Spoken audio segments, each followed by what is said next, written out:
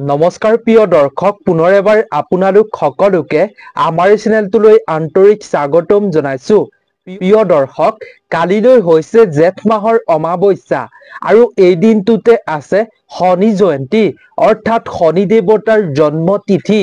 এই জেঠ মাহৰ অমাৱস্যা তিথিৰ খুবেই মহত্বপূৰ্ণ আছে বুলি শাস্ত্ৰত কোৱা হৈছে। লগতে জ্যোতিষ শাস্ত্ৰত কোৱা হৈছে যে শনিক অতি শক্তিশালী গ্ৰহ বুলি কোৱা হয়। নৱগ্ৰহৰ ভিতৰত শনি দেৱতাক বিচাৰক বুলি কোৱা হয়। সেইবাবে আপুনি এই শনিদেৱৰ জন্মতিথিৰ দিনটোত কিছুমান কাম কেতিয়াও কৰিব নালাগে। কিছুমান কাম আপুনি এই দিনটোত কৰাৰ পৰা বিৰত থাকিব লাগে আৰু আপুনি কেইটামান বস্তু এই দিনটোত আপুনি নোখোৱাটোৱেই ভাল। হ'লে আপোনাৰ শৰীৰত বিভিন্ন বেমাৰ আজাৰে দেখা দিব পাৰে, সমস্যা আহিব পাৰে। সেইবাবে এই শনি জয়ন্তীৰ দিনটোত আপুনি কেইটামান বস্তু কেতিয়াও নাখাব। আজিৰ ভিডিঅ'টোত আমি আপোনালোকৰ লগত সুন্দৰভাৱে শ্বেয়াৰ কৰিম আপুনি কালিলৈ অমাৱস্যা শনি জয়ন্তীৰ দিনটোত আপুনি কি বস্তু খাব নালাগিব আৰু কি কাম আপুনি এই দিনটোত কেতিয়াও ভুলতো কৰিব নালাগে। যদি আপুনি ভুলতে এই কামসমূহ কৰে এই দিনটোত এই বস্তুসমূহ খায়, তেতিয়াহ'লে আপোনাৰ ওপৰত শনিৰ কুপ্ৰভাৱ পৰিব আৰু আপুনি জীৱনত কেতিয়াও উন্নতি হ'ব নোৱাৰিব। সকলোতে আপুনি কেৱল বাধাৰ সন্মুখীনহে হ'ব লাগিব। সেইবাবে আপুনি ভিডিঅ'টো সম্পূৰ্ণকৈ চোৱাটো খুবেই জৰুৰী। গতিকে প্ৰিয় দৰ্শক, ভিডিঅ'টোৰ মূল বিষয়বস্তুৰ মাজলৈ আগবঢ়াৰ পূৰ্বে ন্যায়ৰ দেৱতা আপুনি শনি দেৱতাৰ নাম কমেণ্টত স্মৰণ কৰিব, জয় শনি দেৱতা বুলি।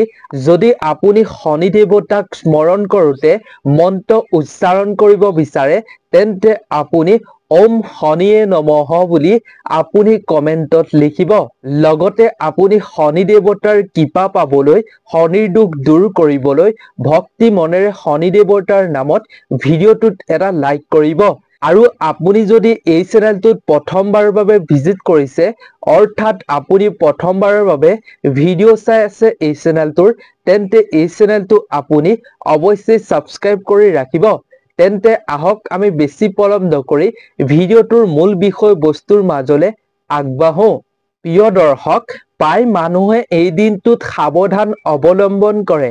আপুনিও এই দিনটোত সাৱধান অৱলম্বন কৰিব। আপুনি এই কামসমূহ কৰাৰ পৰা বিৰত থাকিব, নহ'লে শনি ভগৱান ৰুষ্ট হ'ব। আৰু যি ব্যক্তিয়ে জীৱনত বা এই দিনটোত এইসমূহ কাম কৰিব, সেইজন ব্যক্তিৰ জীৱনত কেতিয়াও উন্নতি নহয়। মানসিকভাৱে, শাৰীৰিকভাৱে তেওঁলোক অসুস্থ হৈ পৰে এনে কাম কৰাৰ ফলত, এনে বস্তু খোৱাৰ ফলত। আপুনিও যদি আপোনাৰ পৰিয়ালটোক ৰোগ ব্যাধি আৰু মানসিক দুখ কষ্টৰ পৰা যদি আপুনি মুক্ত কৰি ৰাখিব বিচাৰে, তেন্তে আপুনি এই বস্তুসমূহ কেতিয়াও নাখাব কালিলৈ দিনটোত। আৰু আপুনি এইকেইটা কাম কেতিয়াও নকৰিব।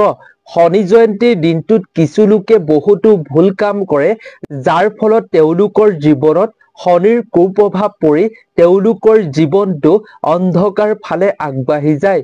শাস্ত্ৰত কোৱা হৈছে যে এইসমূহ কাম আপুনি এই দিনটোত কৰাটো একেবাৰে অশুভ। এইসমূহ কাম কৰা ব্যক্তিয়ে শনিৰ দোষত আবদ্ধ হ'বলগীয়া হয়। শনি দেৱতা এইসকল ব্যক্তিৰ ওপৰতে সদায় ৰুষ্ট হৈ থাকে। সেয়েহে আপুনি কালিলৈ শনি অমাৱস্যাৰ দিনটোত ভুলতো নকৰিব এইসমূহ কাম। প্ৰিয় দৰ্শক, প্ৰথমতে জানি লওঁ আহক আপুনি কালিলৈ শনি অমাৱস্যাৰ দিনা আপুনি কি কাম কৰিব নালাগিব। তাৰ পিছত আপোনালোকক জনাম আপুনি কালিলৈ শনি অমাৱস্যাৰ দিনা কি বস্তু খাব নালাগিব। গতিকে ভিডিঅ'টো আপোনাৰ বাবে খুবেই জৰুৰী। এবাৰ সম্পূৰ্ণকৈ চোৱাটো, প্ৰতিটো কথা আপোনালোকৰ বাবে জৰুৰী জানি লোৱাটো। সেইবাবে আপুনি ভিডিঅ'টো আধৰুৱা নকৰাকৈ শেষ পৰ্যন্ত চাই থাকিব খুব ধ্যান দি। তেন্তে আহক আমি কি কৰাটো উচিত নহয় তাৰ বিষয়ে সুন্দৰভাৱে জানি লওঁ। দৰ্শক, আপুনি কথাখিনি লক্ষ্য কৰিব ভালদৰে। আপুনি শনি দেৱতাক কাইলৈ হয়তো অৱশ্যেই পূজা কৰিব। আপুনি যেতিয়া পূজা কৰিব, তেতিয়া আপুনি সাৱধান হ'ব। কিছুমান আপুনি নিয়ম মানি চলিব বা আপুনি কিছুমান ভুল কেতিয়াও নকৰিব, শনি দেৱতাক পূজা কৰাৰ সময়ত ভগৱান শনি দেৱতাক ভগৱান সূৰ্য আৰু মাতৃ ছায়া দেৱীৰ পুত্ৰ বুলি শাস্ত্ৰত কোৱা হয় আৰু তেওঁ দেৱাদিদেৱ মহাদেৱৰ কৃপাৰ ফলত মহাদেৱৰ আশীৰ্বাদৰ ফলত তেওঁ ন্যায়ৰ দেৱতা হিচাপে পৰিচিত হৈছিল আৰু তেওঁ ভগৱান শিৱৰ পৰম শিষ্য বুলি কোৱা হয়। এহে তেওঁ কৰ্মৰ দাতা বুলি কোৱা হয়, অৰ্থাৎ যাৰ ভাল কৰ্ম সি ভাল ফল পায় আৰু যাৰ অসৎ কৰ্ম তেওঁলোকে অসৎ কৰ্মৰ ফল বেয়াহে পায় সদায়। সেয়েহে আপুনি কিছুমান নিয়ম কিছুমান ভুল কেতিয়াও কৰাটো উচিত নহয়। 1 নম্বৰতে হৈছে প্ৰিয় দৰ্শক, আপুনি শনি দেৱতাক কেতিয়াও ৰঙা ৰঙৰ ফুল বা আপুনি ফল দান কৰিব নালাগে, অৰ্পণ কৰিব নালাগে। তাৰ প্ৰতি আপুনি শনি দেৱতাক পূজা কৰাৰ সময়ত বিশেষ লক্ষ্য ৰাখিব। কাৰণ প্ৰিয় দৰ্শক, ৰঙা ৰং মংগল গ্ৰহৰ লগত সম্পৰ্কযুক্ত আৰু যিহেতু শনি আৰু মংগল গ্ৰহ পৰস্পৰভাৱে শত্ৰু গ্ৰহ, সেইবাবে আপুনি কেতিয়াও শনি দেৱতাৰ পূজাত ৰঙা ফুল অৰ্পণ কৰাটো উচিত নহয়। আপুনি কালিলৈ দিনটোত হনুমানক ৰঙা বস্তু আগবঢ়াওক, ফল-মূল আগবঢ়াওক ৰঙা, কিন্তু আপুনি শনি দেৱতাৰ পূজাত কেতিয়াও আপুনি ৰঙা বস্তু অৰ্পণ নকৰিব। লোকবিশ্বাস অনুসৰি এই দিনটোত আপুনি শনি দেৱতাক ৰঙা বস্তু অৰ্পণ কৰিলে আপোনাৰ ওপৰত কুপ্ৰভাৱ পৰিব পাৰে। সেয়ে শনি দেৱতাৰ পূজাত কেতিয়াও ৰঙা বস্তু অৰ্পণ কৰা নহয়। আপুনি ক'লা বস্তু অৰ্পণ কৰিব। ক'লা বস্তু শনি দেৱতাৰ অতিকৈ প্ৰিয় বুলি শাস্ত্ৰত কোৱা হৈছে। 2 নম্বৰতে হৈছে প্ৰিয় দৰ্শক, জ্যোতিষশাস্ত্ৰৰ মতে শনিদেৱ হ'ল পশ্চিম দিশৰ অধিপতি। সেইকাৰণে যেতিয়া আপুনি শনি দেৱতাক পূজা কৰিব বা যেতিয়া আপুনি শনি দেৱতাৰ মন্ত্ৰ উচ্চাৰণ কৰিব, তেতিয়া আপুনি নিশ্চিতভাৱে পশ্চিম দিশলৈ মুখ কৰি বহিব। 3 নম্বৰতে হৈছে প্ৰিয় দৰ্শক, শনি দেৱতাক পূজা কৰিলে আপুনি এই দিনটোত উপবাসে থাকি আপুনি ক'লা ৰঙৰ পোছাক শনি দেৱতাক আপুনি পূজা কৰি সন্তুষ্ট কৰিব পাৰিব। কিন্তু আপুনি বেলেগ ৰঙৰ কাপোৰ পিন্ধি শনি দেৱতাক পূজা নকৰিব। ক'লা বস্ত্ৰ পিন্ধিহে আপুনি শনি দেৱতাক পূজা কৰিব, নহ'লে আপুনি শনিৰ দোষত পৰি বিভিন্ন সমস্যাৰ সন্মুখীন হ'ব লাগিব। 4 নম্বৰতে হৈছে প্ৰিয় দৰ্শক, আপুনি শনি দেৱতাক পূজা কৰাৰ সময়ত কেতিয়াও ভুলতো আপুনি শনি দেৱতাৰ চকুলৈ নাচাব। তাৰ প্ৰতি বিশেষ সাৱধান অৱলম্বন কৰাটো জৰুৰী। যদি আপুনি শনি দেৱতাৰ চকুলৈ নোচোৱাকে থাকিব পাৰে, তেন্তে শনিৰ কুপ্ৰভাৱৰ পৰা আপুনি বাচি থাকিব পাৰিব। আৰু যদি আপুনি ভুলতে বা নাজানি আপুনি শনি দেৱতাৰ চকুলৈ চায়, তেতিয়াহ'লে আপোনাৰ প্ৰগতিত আপোনাৰ কামত বাধাৰ সন্মুখীন হ'ব আৰু শনিৰ কুপ্ৰভাৱৰ ফলত আপুনি জীৱনত কেতিয়াও উন্নতি হ'ব নোৱাৰিব। সেইবাবে ভুলতো কেতিয়াও শনি দেৱতাক পূজা কৰাই হওক বা মূৰ্তিয়ে হওক বা আপুনি শনি মন্দিৰলৈ গ'লেও কেতিয়াও আপুনি শনি দেৱতাৰ চকুলৈ চোৱাটো উচিত নহয়। 5 নম্বৰতে হৈছে প্ৰিয় দৰ্শক, শনি দেৱতাক পূজা কৰিলে আপুনি পুৱা আৰু দুপৰীয়া নহয়, ভুলতো আপুনি দুপৰীয়া আৰু ৰাতিপুৱা পূজা নকৰিব। সূৰ্য অস্ত যোৱাৰ পিছতহে আপুনি শনি দেৱতাক পূজা কৰিব। ইয়াৰ কাৰণ হৈছে প্ৰিয় দৰ্শক, সূৰ্য উদয়ৰ সময়ত শনিৰ পিঠিত সূৰ্যৰ ৰশ্মি পৰে আৰু ভগৱান শনিৰ পিতৃ সূৰ্যৰ প্ৰতি শনি দেৱতাৰ শত্ৰুতা আছে। সেইবাবে এইখিনিত শনি দেৱতাক পূজা কৰিলে সেই পূজা শনি দেৱতাই কেতিয়াও স্বীকাৰ নকৰে। সেইবাবে আপুনি এইখিনি সময়ত পূজা নকৰিব। সূৰ্য অস্ত যোৱাৰ পিছতহে আপুনি শনি দেৱতাক পূজা কৰিব, তেতিয়াহে শনি দেৱতাই আপোনাৰ পূজা স্বীকাৰ কৰিব। লগতে প্ৰিয় দৰ্শক, যেতিয়া আপুনি শনি দেৱতাৰ নামত আপুনি চাকি বন্তি জ্বলাবলৈ যাব, শনি দেৱতাৰ মূৰ্তিৰ সন্মুখত নজ্বলাব। আপুনি সেই সৰিয়হৰ চাকি বন্তি আপুনি শনি দেৱতাৰ শিলৰ সন্মুখত জ্বলাব লাগে। লগতে আপুনি সেই সৰিয়হৰ চাকি বন্তি অশ্বস্থ গছৰ তলত জ্বলাব লাগে। আপোনাৰ ঘৰৰ মুখ্য দুৱাৰৰ সন্মুখত আপুনি জ্বলাব লাগে। কিন্তু আপুনি শনি দেৱতাৰ মূৰ্তিৰ সন্মুখতে আপুনি ৰৈ শনি দেৱতাক আপুনি চাকি বন্তি জ্বলোৱাৰ পৰা বিৰত থাকিব। আপুনি কালিলৈ শনি জয়ন্তীৰ দিনটোত অস্বস্থ গছৰ পাত আৰু তুলসী পাত, বেল পাত আপুনি কেতিয়াও ফটা চিঙা নকৰিব। প্ৰিয় দৰ্শক, শাস্ত্ৰত কোৱা হৈছে যে শনি জয়ন্তীৰ দিনটোত আপুনি যদি এইসমূহ গছৰ পাত আপুনি ফটা চিঙা কৰে ফালে তেন্তে আপোনাৰ শৰীৰত জ্বালা যন্ত্ৰণাৰ সৃষ্টি হ'ব পাৰে। আপুনি বহুতো জ্বালা যন্ত্ৰণা আপোনাৰ শৰীৰত ভোগ কৰিবলগীয়া হ'ব। সেইবাবেই আপুনি কেতিয়াও নাফালিব এই গছৰ পাতসমূহ। 6 নম্বৰতে হৈছে প্ৰিয় দৰ্শক, আপুনি যেতিয়া শনি দেৱতাক পূজা কৰিব তেতিয়া আপুনি তামৰ বাচন বৰ্তন ব্যৱহাৰ নকৰিব। তাম সূৰ্যৰ লগত জড়িত। সূৰ্য আৰু শনিৰ মাজত শত্ৰুতা আছে বুলি আমি ভিডিঅ'টোৰ পূৰ্বেই জনাইছো। সেইবাবেই আপুনি তামৰ বস্তু ব্যৱহাৰ নকৰিব শনি দেৱতাৰ পূজাত। 7 নম্বৰতে হৈছে প্ৰিয় দৰ্শক, কালিলৈ শনি অমাৱস্যাৰ দিনটোত আপুনি কেতিয়াও কোনো চৰাই জীৱ জন্তুক আপুনি অশান্তি নকৰিব, মাৰধৰ নকৰিব। বিশেষকৈ আপুনি ক'লা কুকুৰ, ক'লা কাউৰী এনেকুৱা ক'লা আপুনি জীৱ জন্তু দেখা পালে কেতিয়াও আপুনি মাৰধৰ নকৰিব, হাৰাশাস্তি নকৰিব। নহ'লে আপোনাৰ এই সৰু এটা সামান্য ভুলৰ বাবে আপুনি গোটেই জীৱন পস্তাব লাগিব। গতিকে তাৰ প্ৰতি আপুনি লক্ষ্য ৰাখি ক'লা জীৱ জন্তুৰ লগতে কোনো জীৱ জন্তুক আপুনি এই দিনটোত হাৰাশাস্তি নকৰিব। 8 নম্বৰতে হৈছে প্ৰিয় দৰ্শক, শনি ভগৱানক দুখীয়া মানুহৰ ৰক্ষক ৰূপে কোৱা হয়। ৰক্ষা কৰে দুখীয়া অসহায় ব্যক্তিক। সেইবাবেই আপুনি শনি জয়ন্তীৰ দিনটোত কেতিয়াও দুখীয়া মানুহক, দুখীয়া শ্ৰমিকক হাৰাশাস্তি নকৰিব। কাকো আপুনি বেয়া শব্দ ব্যৱহাৰ কালিলৈ দিনটোত নকৰিব। তাৰ প্ৰতি লক্ষ্য ৰাখি আপুনি এই দিনটো পাৰ কৰক। আপোনাৰ জীৱনত শনিৰ দুখ কেতিয়াও নাহিব আৰু আপুনি গোটেই বছৰটো আপুনি কোনো বাধাৰ সন্মুখীন, কোনো আপোনাৰ শৰীৰত বেমাৰ আজাৰ নোহোৱাকৈ আপুনি সুস্বাস্থ্য হৈ থাকিব পাৰিব। আপোনাৰ ওপৰত শনি ভগৱান সন্তুষ্ট হ'ব। এইবাৰ আমি জানো আহক, কালিলৈ শনি অমাৱস্যাৰ দিনটোত আপুনি কি বস্তু কেতিয়াও খোৱাটো উচিত নহয়।